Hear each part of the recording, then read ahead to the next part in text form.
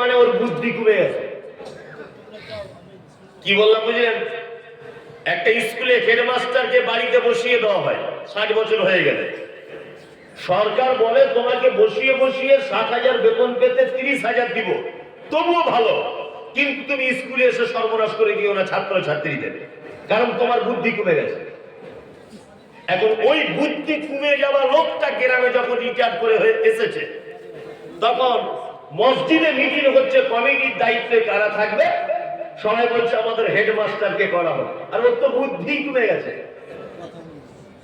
ওর তো বুদ্ধি নাই, ওই জন্য সরকার ওকে বাদ দিয়েছে। এই রিজেক্ট মালগুলোকে দিয়ে মাদ্রাসা, মসজিদ, মুক্ত, ঈদগাহ এইগুলো চালাচ্ছি বলে আমাদের সমাজের কোনো পরিবর্তন নেই। সব যুবক ছেলেদের আনতে হবে, মসজিদ, মাদ্রাসা, মুক্ত, জলসা, ধর্মীয় যা কিছু হবে কাদের আনতে হবে? যুবকদেরকে। তবে আমাদের আবার গুণ খুব ভালো, হেডমাস্টার শিক্ষিত লোক, ধনী লোক, বয়স ওর 95 হোক অসুবিধা নাই, ওকে দায়িত্ব রাখতে হবে। আমি জানি, আমি সিপিএম পার্টি করতাম, সিপিএম পার্টিতে টিকিট না পেলে পার্টি পরিবর্তন করে কংগ্রেস করতে পারি, এটা মানুষ করে। কেউ কংগ্রেস করতো, পরিবর্তন করে তৃণমূল করে, এটা হয়। কারণ কি বলুন তো, পার্টিতে রাজনৈতিক ব্যাপারে কিছু টাকা পয়সা কামানোর একটা ব্যাপার থাকে, টিকিট না পেলে এমএলএ এমপি না হতে পারলে কামাবে কি করে? আমি কিছু লোককে দেখেছি যে মসজিদের সেক্রেটারি থেকে তাকে বাদ দেওয়া হয়েছে বলে ও ওই মসজিদে নামাজ পড়ে না, পাশের মসজিদে নামাজ পড়ে। কেন এটা হয়? কেন? এখানে তো টাকা পয়সা ইনকামের কোনো ব্যাপার নেই, তোমাকে বাদই দিল, অসুবিধা কোথায়? তুমি ওই মসজিদে যাচ্ছ না কেন? বলছে জলসায় দান করতাম কিন্তু এবছর আর করবো না। কেন? বলছে আগে আমরা দায়িত্ব ছিলাম, এবার দায়িত্ব নিয়েছে সব আজে বাজে লোকেরা, মানে ওকে বাদ দিয়েছে বলে এত ঝাঁঝ, এত ঝাঁঝ কিসে? ভালো লাগেনি তোমাকে বাদ দিয়ে দিয়েছে। আর তোমারও বিবেক বুদ্ধি খুব মোটা, তুমি 70 বছর বয়সে জলসা, মাদ্রাসা, ঈদগাহ দায়িত্ব নিয়ে বসে আছো কেন? তোমার দিনে 32 বার অজু নষ্ট হয়ে যায়।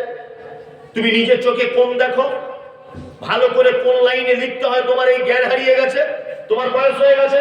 তুমি দায়িত্বটা পাড়ার যুবক ছেলেদেরকে দাও।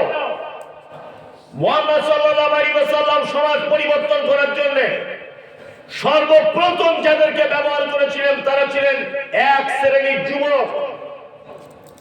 ইসলামের পরিবর্তন আনতে গেলে, সমাজ পরিবর্তন আনতে গেলে, একটা গ্রামকে পরিবর্তন করতে গেলে সর্বপ্রথম যুবকদেরকে ব্যবহার করতে হবে। দুই, শিক্ষিত মানুষদেরকে ব্যবহার করতে হবে।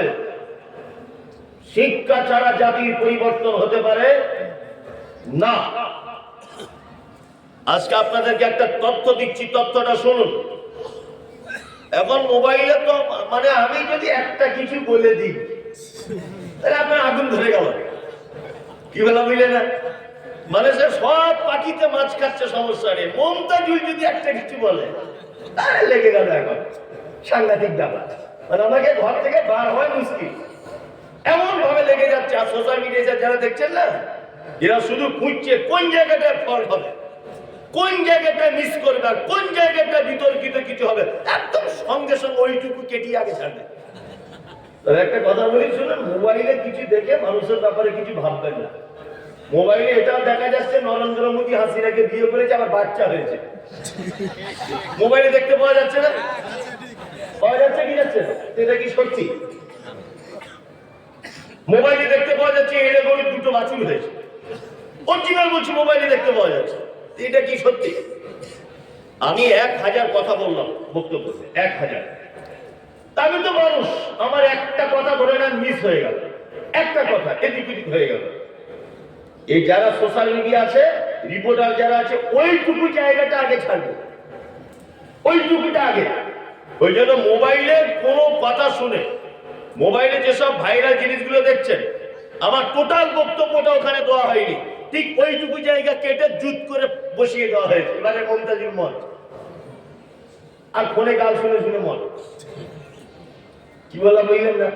ওই জন্য মোবাইলে দেখে কাউকে বিচার করতে নেই, তার কাছে আসতে হবে, সম্পূর্ণটা শুনতে হবে, তারপর ভালো মন্দটা কিছু বলতে হবে। মোবাইলে শুনে কাউকে বিচার করা যাবে না। কি বললাম বুঝলেন? যে কথা বলছিলাম সেটা হচ্ছে এই, আপনাকে একটা তথ্য দিই। আপনারা জানেন যে সারা পৃথিবীতে একটি মাত্র দেশ আছে যে দেশটি হচ্ছে ইহুদিদের, ইহুদি। আচ্ছা বলুন তো এই দেশটির নাম কি? ইসরায়েল। ইসরায়েল ইসরায়েল হচ্ছে পৃথিবীর একটি মাত্র ইহুদি দেশ। ভালো করে বুঝবেন, এই ইহুদি দেশটি 98% মানুষ উচ্চ শিক্ষায় শিক্ষিত। কত পার্সেন্ট? 98%। ভাই বসুন বসুন বসুন, করিয়েন না, বসুন ভাই, ওরম করিয়েন। 98% মানুষ ইসরায়েলে তারা কি শিক্ষিত। আপনারা জানেন যে পৃথিবীতে একটি মাত্র দেশ আছে ইসরায়েল, যে 18 বছর পর্যন্ত একটা ছেলেকে স্কুলে যদি না যায় তার বাপকে ধরে জরিমানা দিতে হয়।